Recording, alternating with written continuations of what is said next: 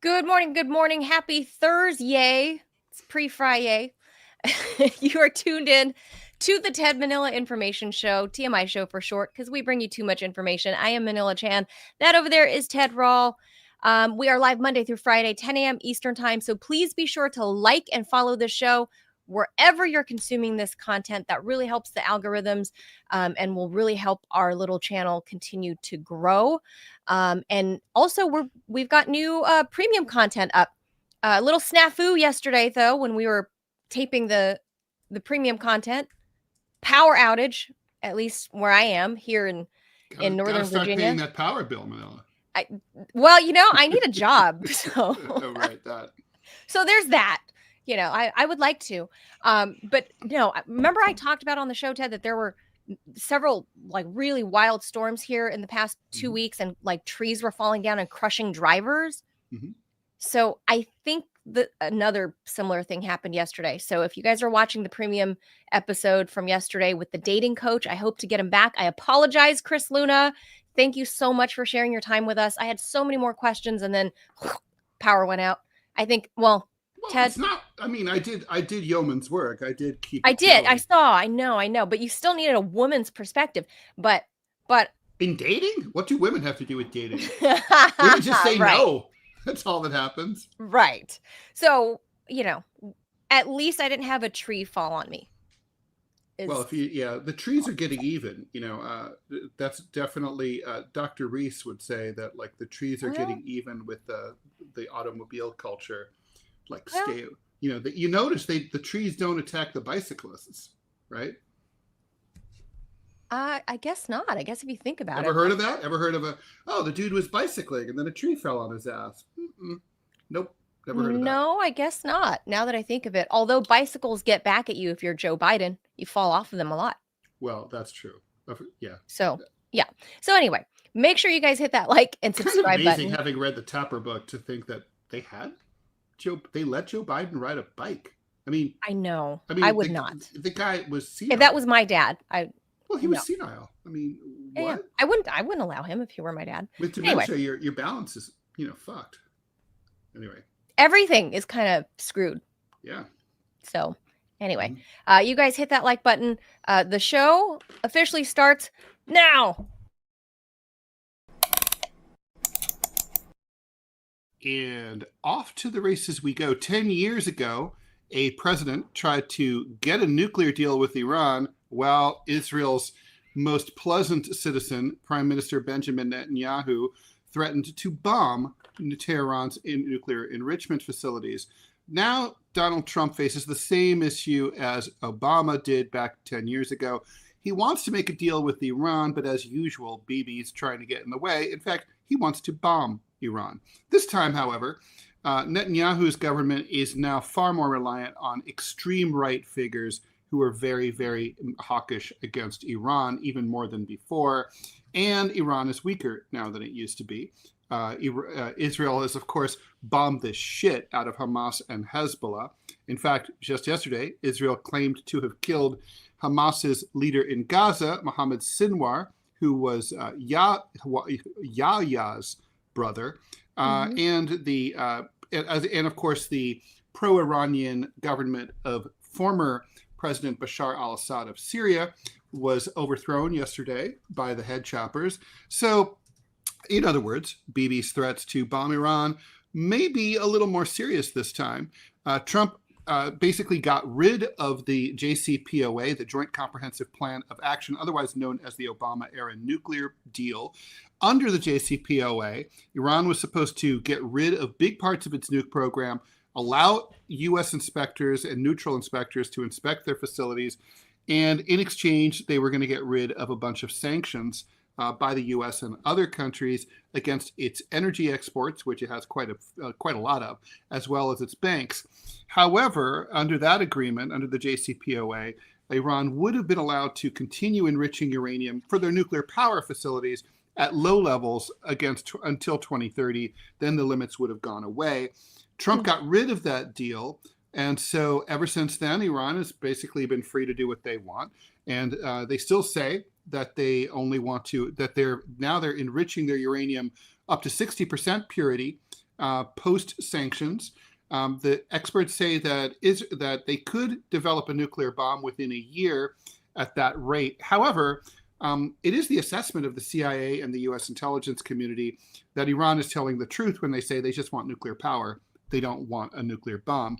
Anyway, as usual, Bibi Netanyahu would be very upset at the prospect of anything that looks like peace between the U.S. and Iran, because he's that kind of guy, and he would rather see he would rather see Iran collapse completely. He thinks that it's an existential threat to Israel. Yeah. Attacking. So, all right, let's roll this thing. Oh, sorry. Let's hear what Trump said about it, because a reporter just kind of shouted this out at him. And personally, I wasn't thrilled by Trump's response. And I don't think it was a rebuke of Netanyahu. So you guys listen, tell us what you think. Oh, and before we get there, we got to give a shout out to Nerd and an IOU to Ray for donations the day before and today. So thank you guys for supporting the show. Okay, so now let's listen to Trump's wishy-washy rebuke of Netanyahu. Yeah. Back on Iran. Did you warn Prime Minister Netanyahu against taking some sort of actions that could disrupt the talks there in a phone call last week? Well, I'd like to be honest. Yes, I did. Next question, please. Looking back on sanctions. I did, yeah. If Senate Republicans want to push It's not a warning. I said I don't think it's appropriate. What exactly did you tell him? Did I you just said him? I don't think it's appropriate. We're having very good discussions with him, and I said I don't think it's appropriate right now, because if we can settle it with a very strong document, very strong, with inspections and no trust. I don't trust anybody. So no trust. I want it very strong where we can go in with inspectors. We can take whatever we want. We can blow up whatever we want, but nobody getting killed. We can blow up the lab, but nobody's going to be in the lab, as opposed to everybody being in the lab and blowing it up, right? Two ways of doing it. Yeah, I told him this would be inappropriate to do right now because we're very close to a solution. Now, that could change at any moment, could change with a phone call. But right now, I think they want to make a deal. And if we can make a deal, save a lot of lives. When do you think a deal could happen on Iran? On which? A deal with Iran could happen? I don't know. I think over the next couple of weeks, if it happens. Yeah. So Trump saying in the next couple of weeks that he thinks he can make a deal. He's that close to a deal. So I don't know about that. We got to take a quick moment for a word from our sponsor, is what producer Robbie is saying. I don't know who's on the docket as the sponsor Robert, today. Put it up, please, por favor, Kimosabi. We'd appreciate that. Well, maybe we should wait. Maybe there we go. Okay, next time we should probably wait till it's up. Mixing metaphors, Ted. Anyway, yeah, I know. Still haven't tried 1775 coffee. Now's your shot. The 1775 starter kit just dropped, only 1,000 units. You're getting the bold dark roast that hits harder than a CNN fact check, the smooth medium roast, and the Vitality mushroom coffee for clean energy and laser focus, no crash. All single origin, small batch, toxin free, and mold free. Plus, you're also getting a gold spoon clip because freedom isn't scooped with plastic. A frother strong enough to stir up your coffee and your mother-in-law's political opinions, and a black 1775 tumbler that says, I don't take life advice or caffeine from a woke sea witch. $170 worth of coffee and gear, yours for $99. This is for the ones who've been watching 1775 blow up on Rumble, wonder if it's actually worth it. Spoiler, it is. Go to 1775coffee.com/studio and grab your starter kit before they're gone. Bold beans, clean fuel, and a morning routine that stands for something just like Rumble does. Start your day with coffee that actually backs what you believe. All right, so Manila, look, here's the thing. I like this statement from Donald Trump. I think, it's one of the things I appreciate about him is that he is interested in making peace deals with people, with countries that we have been, shit canning for years. So it would be great, obviously, if some kind of arrangement were here. He's obviously radically mischaracterizing any kind of deal that could be achieved. I doubt that we can come in and take anything we want and blow up anything we want whenever we want. I don't think that's true. That can't be true. That isn't true.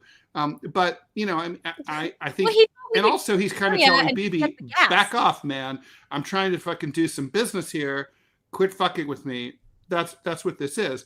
Now, the Iranians have a different view here. Normally, when negotiations take place, both sides, even if they're adversaries, walk away and they're more or less on the same page. They'll say, like, these were productive talks, or these, you know, we have a long way to go, whatever. In this case, that's diplomacy speak. The Americans in this case, you know, are sort of saying, oh, we're close to a deal. And the Iranians are like, we don't see any deal at all. So, you know, this is a very different thing. I think, it's in a weird way, Netanyahu may end up causing a deal to happen that might not otherwise have happened, just because, you know, I think Trump and the people around him, I mean, everybody is smart enough to sort of read the polls, right? Americans have no appetite for war with Iran. They never have, really. And they have and their interest in standing up for Israel is declining substantially. Oh, yeah. Israel is at a record low in terms of approval among American voters. You know, it doesn't help when you've genocided 200,000 to 300,000 innocent Palestinians in Gaza, and you seem to want to be doing more, and there's no end in sight. And basically, you know, your government is run by maniacs. So, you know, I think it's going to be. I could see in a weird way, you know, if you're on Team Tehran, you're like, you go, Netanyahu. You're helping us here. You know, I mean, the U.S. is not going to let Israel bomb Iran. Sorry, and they're not going to do it without our backing. So I don't know about that. They're our dog. They'll do what we say. Are you kidding? I think it's the other way around, or the tail is wagging the dog. I think a lot, if not the majority, of America's foreign policy when it comes to the Middle East is directed by Israel. That's the whole purpose of America's foreign policy in the Middle East is to protect Israel, is to keep it, you know, enclosed, encased in these kid gloves and shielded from everything else. And this guy keeps somehow reappearing as the prime minister, even after he's out of office for like 2 minutes. He somehow, you know, there's a parliamentary overthrow and they start over, and this guy keeps getting elected. So over the past, 25 years or so, he's just come on again and on again and on again as the prime minister. So I would say it was Benjamin Netanyahu the last half of the 21st, or beginning of the 21st, beginning of the 21st century, because after the year 2000, this guy has been in charge of U.S. foreign policy. It's not, they will do whatever they want. They'll ask for forgiveness later. They don't care. Not bombing Iran. No. Sorry. I mean, but they have been. They did already, Ted. They did. They bombed Iran, like within proper territory of Iran, like the outer skirts, but still. Shortly after an incident with, was it Hamas or Hezbollah a couple of months ago. So it's not like they haven't bombed within the territory, and they continually send in their psycho Mossad killers to go off all of these scientists. That's and true. Do like mini terror attacks all the time. So I don't foresee Benjamin Netanyahu asking for permission from Donald Trump. I think it's the other way around. I think that's why you got I viewed it as a wishy-washy response to the reporter's question, was because he can't rebuke Bibi that much, because there's a lot of deep state stuff that's, you know, tying his hands. I think there's a lot of Miriam Adelson money tying his hands, and a lot of other Israel-related groups that will make the next 3.5 years really hard on Donald Trump if he doesn't, you know, pet the doggy and let the tail wag the dog. Look, I think that there's, you may well be right, and I'm not 100. I'm far from certain about my opinion here. You know, I'm not like, for example, I was certain that Joe Biden was demented. Certain. I'm not certain about this. This could really play out either way. But I think that given even the lay of the land, the way you describe it, Manila, that is as full-throated a rebuke of Israel as is possible for a U.S. president to deliver. It's basically like, leave me, like, I don't want you to do this. I would appreciate it if you didn't. And that's all you're going to get. Maybe that's you far, should. Yeah, what do you want him to say? Like, fuck off, Bibi, leave me alone? I mean, that's what he means. We send them tens of millions of dollars every year. We send them as part of their allowance. That is not true. We send billions. them $2 billion a year. Sorry, $4 billion a year. But they are the number one recipient of U.S. foreign aid in the world. We pay them and Egypt, for example, to play nice with each other. That's right. And that has been part of U.S. foreign policy in the Middle East. Ever since Camp David. Right. That's right. For the past 30-ish some odd years. Almost 40 More. years? God. Yeah, that was in 79. Oh, so, 40. Yeah. 45 so almost years? 45 years, yeah. Mm-hmm. 40. God, okay. More so than. that's about as old as me. Yeah. So we've been paying them to play nice all along. And okay, you would think that because we pay them to shut up and not kill each other, that we might have more sway, but we don't. They are the spoiled children, just like we can make a comparison with Hunter Biden, who kept fucking up because his dad kept giving him more leash and kept protecting him and kept giving him more money and more allowance. And at some point, your kid grows up to be a 56-year-old psychopath, like molesting teenage girls in Eastern Europe and snorting crack off their asses. So, this is what we're looking at with Netanyahu. He's setting the role model for us all. One can only dream, Ted. I can only dream of being 56 and just, snorting Parmesan cheese off the ground because I thought it was cocaine falling on the floor. But this is my point. That's what you end up raising when you don't stand up to your bratty kid. And this is exactly what Bibi Netanyahu is. The bratty agree. kid. And I think one day, look, we're going to look back, in the same way that we look back at ancient Rome and we're like, what were you guys thinking with those lead-lined pipes? Or, in 100 years, it'll be like, you guys drove around in these little tin cans that drove like 80 miles per hour. And you all knew someone who died in a car accident, right? And you kept doing that? Like, you all knew someone.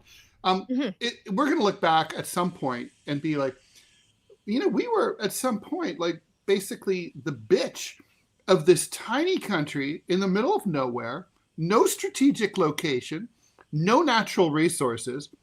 And we were giving them all this money and they were telling us what to do. And we're going to be like, oh, then at some point, President Rall came in and stopped it all and just said, fuck off. And then they'll be like, and then everyone was like, the spell was And shortly broken. thereafter, And that's when you get offed by Mossad. Fuck them. Like, it's like someone at some point has to say fuck them, right? So that's... Suddenly the schmear on your bagel doesn't sit so well one day, Ted. Yeah, I'll switch to flagels. Anyway, for people who don't know in flyover country, those are the flat ones that look like they were run over by a car or something. They're not as yummy. Yeah, I don't know. It's weird about flagels. I mean, there is a certain appeal, and the taste is a little different. But they're kind of like if you're going low carb, I guess lower. Is that true? Are they more low carb? Well, just because there's actually less bread. Well, that's just like that rate. Just eat half a bagel. What's the just difference? eat one side of it. I don't know, but that's the thing. Like, it's not. Right. If it was a full size bagel, it'd be just as much carbs, but it helps for the calorie counters. But it is very strange. It's a thing. I mean, could you imagine? I mean, it would literally make more sense to get pushed around by Luxembourg, and you're going to laugh, but like it would make more sense because Luxembourg has huge bank deposits. It's an incredibly rich country. Yeah. It's like it's a banking center like the Cayman Islands and like Switzerland. There's secret banking there. I mean, it would make far more sense to like be Luxembourg's dog than to be Israel's dog. But the U.S. always claims strategic locality. But there's no strategic locality to Israel. It's like, okay, it is in the Middle East. Big whoop. We're friends with lots of countries in the Middle East. It's the only you visited a democracy bunch in of the them. Middle East. And we could be friends with Iran, which Okay. is a 5,000-year-old civilization, massive country, real military, massive with oil resources? resources, controls the Persian Gulf. It's named after them. I mean, hello. It's the Arabian Gulf now, Ted. Get with it. Right. It should be Hello. well, when I become president, it will be the Gulf of Clovis. But, obviously. All right, let's move on to Clovis. another ancient civilization. Are we doing the cat Bibster. story, by the way, tomorrow? We have to do the cat story. Oh my God, Ted wants to. We'll explain tomorrow. Did you know that cats, they smell familiar smells out of their left nostril, but novel smells are processed through a cat's right nostril. This is also true about dogs, apparently, Weird. too. Okay. Yeah, and apparently it's okay. a left brain, right brain thing. Your left nostril Interesting. is attached to your left brain. Your right nostril is attached to your right brain. That's right. Huh. Isn't that cool? It's like mind blowing. Okay. So literally, you change. It's about the way you process, and the way also your cat, or probably your dog, but your cat. Dogs see better than cats. Cats don't see very well. They look like they would see really well, but they don't. They basically process you through your smell, like they know it's you. Yeah. Okay. All right. Well, Anyway, there you are. TMI. Tomorrow we're gonna do the cat thing. All right. Here we go. We gotta do the cats. Also, we have to do the guy who was bitten by the alligator. Oh my God. I love that guy. He's a true Florida hero, man stories. A true hero of 9/11. Always Florida man. Secretary of State Marco Rubio announced yesterday evening that the Trump administration will work to aggressively revoke visas of Chinese students, including those with ties to the Chinese Communist Party or those who are studying in critical fields, which, by the way, has not been defined in any way, shape, or form. So I don't know. What's next, Manila? The revising the Chinese Exclusion Act? We could have another one of those. I mean, little yellow peril never hurt anyone. Anyway, that's right. He added that the State Department is revising visa criteria to enhance scrutiny of all future applications from China, including Hong Kong. # we are not racist. The move was certain to send ripples of anxiety across university campuses in the U.S. In fact, it already has. Harvard's already reporting that they're getting record applications of their international students to transfer to other colleges and universities, and is likely to lead to reprisal from China, which is, of course, the country with the second largest group of international students in the U.S. It's not a conspiracy. They also happen to be the biggest country in the world. Rubio's brief statement announcing the visa crackdown didn't bother to say what a critical field is. I'm guessing it's probably not like the history of Vichy France, like I studied. But anyway. And probably not like art or like underwater basket weaving. Probably not those. Probably like science, like. Yeah, it says probably research in the physical sciences. So over the years, U.S. officials have expressed concerns that the Chinese government might recruit American scientists, although that's never really happened. And also, what if we actually offer jobs to U.S. scientists? What if we did that? Anyway, it's unclear how the U.S. will determine which students are tied to the Communist Party. The lack of detail will, of course, cause more confusion among the 275,000 Chinese kids in the U.S. studying at colleges and universities, as well as professors and administrators who depend on those researchers and their financial support because they're paying, full freight. It's also unclear how the State Department and Homeland Security will move to cancel their visas and when or how the Chinese will retaliate on the American students in their country. Prediction, Manila, they're not going to do that. They're not going to throw out the Americans.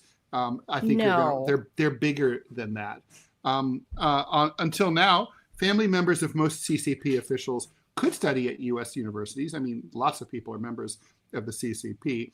Many top party officials sent their kids to U.S. universities in recent decades. President Xi sent his daughter, Xi Mingze, to attend Harvard under a pseudonym, for her personal safety. Harvard administrators and a few professors did know who she was before she graduated back in 2014. State Department and Institute of International Education report says that China has the second largest share of the more than 1.1 million total international students who enrolled in colleges and universities between 2023 and 2024. 277,000 from China. India's number one with 331,000. Similar population, by the way. It's just Indians are, I think, a little bit behind China, but it's very behind. similar. No, I think they surpassed Or them. maybe this India's past year. bigger now, right? Oh, It's yeah, a- they just surpassed China by like tens of thousands. It's like 1.4 or 1.3 billion or something for each of them. The number of Chinese students had dropped 4% from the previous year. The number from India had risen by a whopping 23%. So we're getting more Indian college kids. Yeah, this that's racist interesting. story, which is not racist at all, Yes. besides being really racist, reminds me a lot of this really Nazi eugenic theory, which was obviously a fairy tale. But at one point, Nazi theorists discovered that the Aryan people originally came from India, which is true. And then they were like, oh, fuck, we have to stop throwing these people into ovens, and we have to start worshiping them as gods. And so they literally completely reversed their policy. Like, we can't discriminate against them because they're brown, because they're Aryan and we worship the Aryans. So they completely flipped their policy and released them from camps. I mean, this is how stupid, racists are. I mean, because race is not really a true thing anyway. It's not. It's kind of an series of artificial constructs. But yeah. So this is really fugly, Manila. It's really fugly. Right. It's so really rancid. It's not like Rubio came out and was like, we are gonna stop visa approvals for kids from Australia. We're gonna stop visa approvals from kids from England, from Ireland, Germany, from Sweden. Nope. No, and if you're an Afrikaner, come on over it. Absolutely. We'll pay for your special trip. We'll book you a plane, We'll whole get plane. you a job. So that, I mean, I know that you and Robbie feel a certain way about having foreign students here in the first place in general. In general, especially that many. I mean, but when I heard that 27% of Harvard students were that is international students, I remember I was just like, that's going to breed resentment. I mean, think about all the kids who've applied to Harvard, and let's say there are kids with 4.0 averages. You need more than that. 4.3, who don't get into Harvard, and they're thinking, okay, well, I didn't get into Harvard maybe because I need financial aid, because I'm like a coal miner's daughter. And then, some fucking Saudi gets in and and you didn't. You're like, I mean, it's going to lead to resentment. I mean, I assumed that international students at a school like Harvard were like 2-3% of the student body. I got to say too, there, because I knew some people that went to Harvard, and they had classmates that were, at that, I mean, I guess they're still A-list celebrities now. Like, oh gosh, what's her face? Natalie Portman, for example. Mm-hmm. Harvard not only keeps, I don't know if they still do, but keeps space for the legacy kids. They keep space. I think they got rid of that. Space. They kept space back then for these celebrities who themselves, not celebrity children, like the kids themselves are celebrities, like teen celebrities. That's how you always end up getting Justin a Natalie Bieber, Portman Harvard's going there. there for you. All they need to do is apply, and it's just Harvard wants the recognition of saying, oh, we graduated an A-list celebrity of some sort, right? Or conversely, the fact that Xi Jinping's daughter went there, right? The Chinese also, they wanted the brand name recognition of saying, I went not only to an American school, I went to Harvard, because it's the prestige factor. When in reality, I think the prestige is slowly chipping away, because people realized after this whole DEI thing under the Biden administration, I think a lot of people are disillusioned with how Harvard gets kids into college in the first place. So I think a lot of its credibility, at least stateside, has not quite been vanquished, but has dissipated a little bit. It's not quite as as elite sounding to all the people like it used to be. Harvard's still as Harvard, though. I it's mean, still you know, right. It's still yeah. got the name brand recognition, and I'm no brand hoe. I'm not somebody like that. Like I don't care like what Yeah, something but you costs or might what the not name care, brand and is. I might not care, but employers care. You know, I know when some that dumbass resume, when people that that stupid, graduated me from too, Ivy League schools, like me too. dumb. Where I'm like, I've dated how them. I on know. earth, how on earth did you get into there? Like, I just couldn't understand. Like, you went to college? Like, just some of the dumbest people I know, including one of them being a neurosurgeon. Well, you know, surgeons aren't necessarily the smartest people. You know, they're no. I mean, I'm And serious. weird. No, I mean, it's And like weird it's a person. AF. No, I mean, you know, if you think about what's needed, right? Dated I one. mean, you're basically a glorified auto mechanic. You get under the hood. You just need to know what to do. You need to be calm. You can't freak out about the fact that some guy's brain is like pulsating under your thumb. You know, you have to. It's a personality thing. It's like, does a pilot have to be smart? I mean, it might not hurt, but it's not the most important trait. Remaining calm and knowing what to do is the most important trait for a pilot. Well, they're supposedly smart, right? And I can't remember what Ivy League school he went to, but I remember I dated him. I remember thinking, wow, you have such limited knowledge about anything Look, else. I Else in the world outside of was neurosurgery. I was a math TA and tutor at Columbia Ivy League school. They and you know I tutored kids who had gotten in who literally, you know, you break down like, okay, so why are you having a problem with this? Calculus is required, at least it was when I was there, for all students. You had to take freshman year, you had to take calculus 1. And so, you know, okay, so what are you having problems with here? Oh, okay, so you don't understand this underlying thing. And you drill down and be like, oh shit, you don't know your multiplication tables. And you're here. God. I mean, you shouldn't be here. And you're like, literally, okay, so, you know, we're going to try to like duct tape this person's math abilities. But I mean, come on. Jeez. I mean, they're 7 years, 8 years, 9 years behind where they need to be. Good luck. They're probably not going to graduate. Well, I'll tell you one thing. The Chinese kids aren't like that. I tutored a lady. She was, I'll just say, in line for the throne of Morocco. So she was not poor. And and she was very sweet and very dim. And she was at Columbia.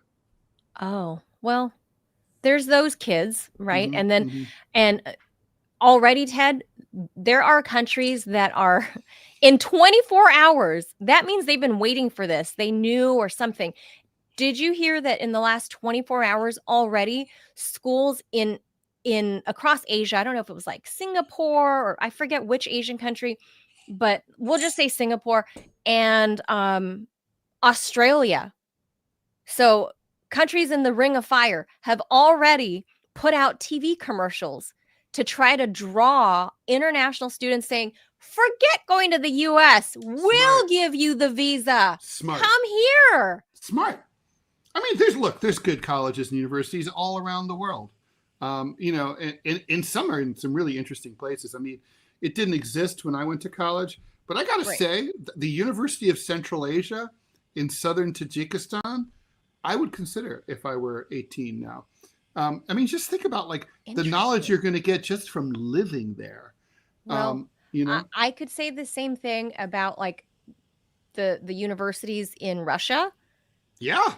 Very impressive programs. And speaking of math and science, right? Their expectations, your biggest problem as an American is you go over there, like, let's say you're like I was, A student, you know, AP everything, but you go to like anywhere else, you go to Europe, you go to Russia, you're in remedial class because you're a tard, you know. I mean, that's what happens. I mean, it's they're so far ahead of us. Yeah, they're very and not to mention like the experience that you would get. STEM.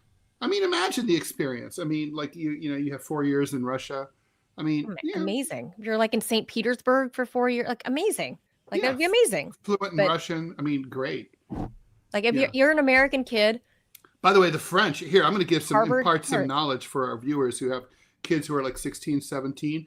Lots of countries are like this, but I know more about it for France. So any American can apply to go to university or college in France.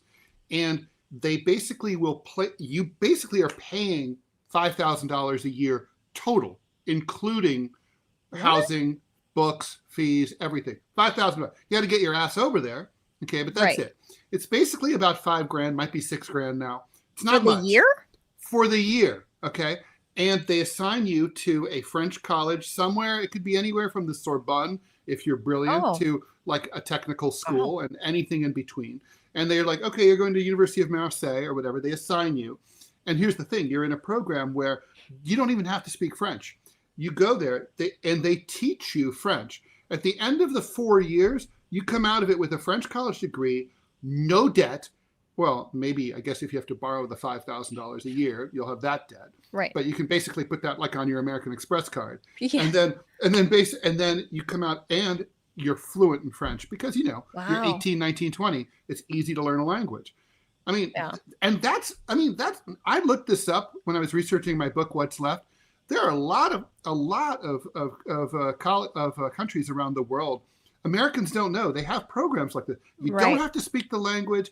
It's cheap. Wow. They don't care. They want those Americans because they know we're being all priced out, and they have declining enrollment. They need the students. They have a shrinking population. They have a fertility crisis. They want the schools to stay vibrant, especially in those Western nations. And they want their kids to meet Americans and other foreigners. So it's, that's exactly right. And I think the reckoning has come, and I think this is an accidental outcome that the Trump administration has presented American or the world's students to be like, instead of dreaming of Harvard, what else is there for me in the rest of the world? Maybe I want to go to Singapore. It's a big planet. Nothing wrong with going to school in Singapore at all. Like maybe I want to go there. Maybe I want to go, somewhere else. And this name brand thing, I think, like Oxford, I passed up my opportunity to go to Oxford, but you would have my dad was dying. You would have gotten to wear those like Dumbledore robes. It's Hogwarts. It's real life. It is Hogwarts. So, people don't. It still blows my mind. It's 1,000 years old. I know. I misspoke. And there's buildings that are 1,000 years old on the campus, is my understanding. I misspoke when I told my dad. I had a friend who was a professor there, and he quit and like moved back to like Portland, Oregon. And I'm like, why? And I go, why? He goes, oh, I didn't like the lifestyle. Like, what's the lifestyle? He goes, well, we just hung out in our robes, drinking wine and sherry and talking about philosophy. I'm like, what? Like you quit that? And he said, oh, and there was a mad hookup culture among all the professors. I'm like, oh God, where do I shine? It's so great. I passed up on that opportunity because one, I knew that the university had been around forever, but my dad was dying of cancer at the time. Okay, you had no choice. And no, my dad was trying to push me, even though he had a terminal diagnosis. He said, this is because of Asian parents. He's like, this is Oxford. It is my dying wish. So why did you say no? Disrespectful daughter. I know, because I said, Dad, Oxford's been around for like 600 years. I don't have that much time with you. I was wrong. It was been around, I was wrong. I obviously, like you pointed out, it's been around like 1,000 years. I have to say, I probably would have done the same thing. And I said, if Oxford's been around for 500 years, I don't have that much time with you. I'm staying with you. And I don't regret it to this day. Could you have deferred for a year? I didn't even think about it. It was just, people never think of deferral. That's another thing. I strongly recommend it as a former employee of an admissions department at Columbia. Really, truly, when you get accepted, you just write a letter and you just say, like, I'm coming, thank you very much, but I'm going to come a year later. Had I explained to them, and they always say yes. It's automatic. It's always granted. 2 weeks. No one ever says no. No colleges ever say no. What kind of assholes would they have been, right? Had I thought of that and I said, listen, my 2 weeks after I got accepted, we got a terminal diagnosis on my dad. Can I wait a year? They would have. But I didn't. And then you just basically, and then you go a year later, you work, and you're going to have a much better work ethic, and it's good. Take that year off. I wish I had, Did not think of it. But again, hundreds of universities out there that are fully reputable and accredited. Left, so we got to this next story. Go ahead. Well, okay, so I'm gonna This is you. change gears. I'm gonna play the soundbite.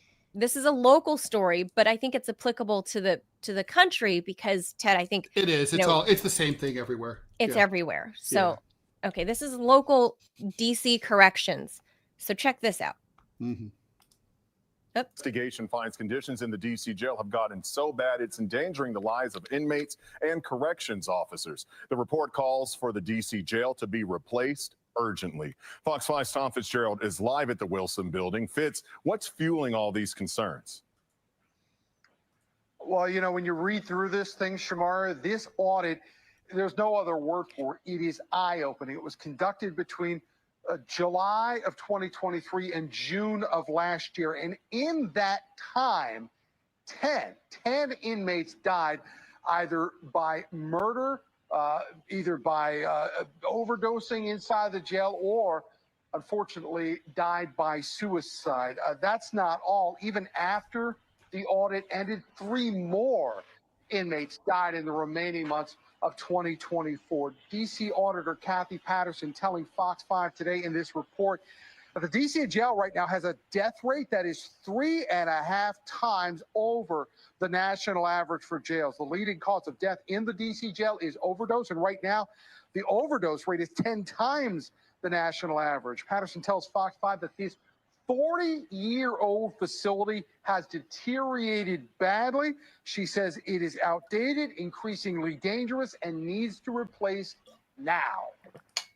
Because as long as we have custody of individuals, we need to not risk their lives. And that goes for not just the folks who are inmates, that goes for staff as well. Now, D.C. is facing a tight budget. Is there a plan from the Bowser administration to replace the D.C. jail, Tom? Well, you know, Shamari, as you know, D.C. has been talking about replacing the D.C. jail, you know, for years now, and it hasn't happened. This was brought up during the mayor's budget presentation that we reported on yesterday. The city administrator, Kevin Donahue, said that those plans, you know, have been in the works, and they have reached the stage now where they do think they have a way to do this. Now, what they would do is get a private developer to come in, actually construct the jail, and then DC would be the tenant of that jail, not actually the owner of the building. But Shamari, you know, look, we've been talking about these financial challenges that the District of Columbia has been facing nearly every single day lately. Price tag for this thing, it's going to be enormous. They're talking about at least $1.4 billion to get this new DC jail built. And, you know, the bottom line right now, despite this report coming out, there's no timeline right now besides all the talk and commitment to making it happen, where and when it would actually happen. Okay, so all the talk about, oh, we got to fix this, and then they just move on to the next thing. Like Mayor Bowser has been, I've been here 11 years. She's been the mayor of DC for the majority of that time. And there was a moment where like things were getting better in the district. And when I lived in the district the first few years, and ever after that, I moved across the river into Northern Virginia. But everything's just gotten worse and worse. And then COVID and just everything in the city has just gone to shit in the past decade. And the DOC, I've done stories out of there. It is deplorable conditions. These people, I know these are not, you know, sympathetic characters because you think they're assholes and deserve to be there, but they're whatever their crime, whether it's, you know, like some weed or whatever their crime, robbing people, even the worst, most heinous crimes, their punishment is being behind bars. Their punishment is their freedom being taken away. They should not be under threat of fucking dying because the conditions are rancid and disgusting. That, I mean, they're living amongst rats and there's like typhus and shit going on in there. That's disgusting and inhumane. And if we're not, like, the nation's capital, the gleaming city on the hill, if we're not going to actually clean that up and try to actually rehabilitate some of these people, which I think there's a chance for that, because I have family members that, you know, were in and out of prison. There is a chance for these people if you don't give up hope, and if you actually apply, you know, good steps towards actually helping these throwaway people, especially the youth. There's a good chance the recidivism won't be as high and the death rate won't be as high. I think that's just a horrible story that, you know, obviously the city views these people as all throwaway. And the majority of the people that are the throwaway people are people of color who actually came out of really disadvantaged beginnings to start. And that's how they end up there. And then to have 3 times the death rate is fucking shocking to me, Ted. It is deplorable. American gulags are the thing. Like, this is the new norm. Look, I couldn't agree with anything that you said anymore. So I'm not going to repeat what you said. I totally agree. By definition, if something is 3 times worse than other places, that means other places are, for the most part, not as bad. That said, there's a lot of really horrific conditions in our jail system. By all accounts, the jails, which are basically temporary lockups, usually for short-term stays or for people who are awaiting trial, usually in cities, are much worse conditions than federal prison is the least bad. State prison is behind that, and the bottom of the barrel are these local lockups, the jails, as opposed to prisons. And, in my book, What's Left, which is available now from rall.com/books, I even detail some really heinous examples. For example, in the Fulton County, Georgia lockup that was presided over by one of our favorite people, Fani Willis, and where President Trump was, processed famously for his mugshot. Right. A guy literally died from being bitten by so many bed bugs that he went into shock. He went into anaphylactic shock. And that is not unusual. It was a cover up. I saw photos of his body are available online, and it looked like he'd been attacked by thousands of bugs. And basically the conditions, by all accounts, there's huge rats. The Rikers Island facility. Now, they're talking about the age of the facility. Okay, I'm kind of laughing about that. It's 40 years and it's already rotting. The tombs here in New York City, in Manhattan, the original complex dates to 1838. Wow. But they did replace most of it. The current building is a 1941 building. Nearly 100 years old, right? And it is, and I know, having cooled my heels in there for a few days once, that it is not really in great condition either. So it's not necessarily an age thing. It's about the resources that go into it. It's about the care that we have. Voltaire famously said that you judge a society based on how it treats its prisoners, and it's least it's most unfortunate. And that's true. These are our brothers, sisters, fathers, mothers, and they're going to come back to us for the most part into our society. They're not gone forever. They're going to come back to us. So even if you don't have sympathy, have self-interest. Think about yourself. You don't want these people coming out brutalized and damaged. Not worse. But anyway, no, that's disgusting. Yeah. Unfortunately, this is a problem that nobody cares about and nobody's going to care about. Yeah. So that's, nobody's ever run successfully for political office saying, I'm going to make conditions in prisons better. I know. And sadly, this is the only place probably that you will hear about this story outside of the local news, obviously. Because it is dangerous for the corrections officers too.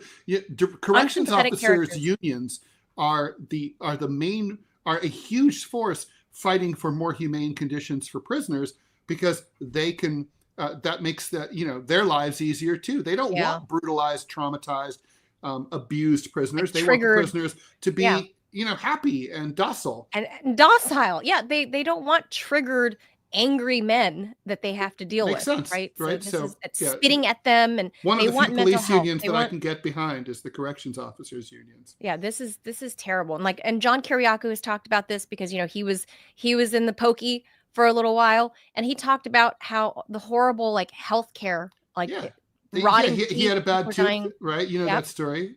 About how like they told him like, oh well, we can pull your tooth. It's like Ugh. what? Literally, if you go to like, so for example, the Turkish lady who was sent to the Louisiana gulag, ice gulag, they told her Ramessa. she has asthma, and they were like, oh yeah, you're not allowed to have your inhaler. So basically, she just had to suffer. Did you hear that they through her also asthma didn't give attacks. her? She was having her period, and they didn't provide her sanitary. Oh Yeah. no, that's not. Yeah, that's not generally provided in jail at all. What the fuck? Like basically like women just be jamming TP bleeding up. all over. They It's just be fucking- jamming TP up there. That's all. Yeah, if That's- they're lucky enough to it's get it. disgusting. It's disgusting. It is disgusting how we treat people in whole, federal, whatever holding. In this case, we're talking about DOC, which is jail, not Yeah. prison. Mhm. And these people, like you said, Ted, are not supposed to be there for a long time, but because the judiciary system here is so fucking backed up, And by the these way, as people far end as up I'm being held concerned, for months. by the way, if they can't bring you in front of a judge in under 24 hours, they should release you. Yeah, but that I don't doesn't care what you happen. did. Like, Doesn't like, happen. oh, you don't Doesn't have enough happen. judges? Hire more judges. I mean, when I was don't do that. when I was fighting the LA Times, I remember at one point getting a speech, and this was in civil court. They were saying like they had 8 judges for a courthouse that needed 50. Well, it's like, so hire judges, assholes. Yeah, they don't do that. This is a DOC recruitment video, by the way. All right, we better go. 'cause Anyway, we'll leave that there. We're going to premium soon. We got to go do a pre-tape for the premium show. So we're going to cut this off right here. We thank you for being here. Hope you guys found it informative and lightning fast. We'll be back tomorrow for Friday, 10 a.m. Eastern. Thank you for being here. Hit the like button. Smash it. Like it. Love it. Join premium. Adios, amigos. Bye.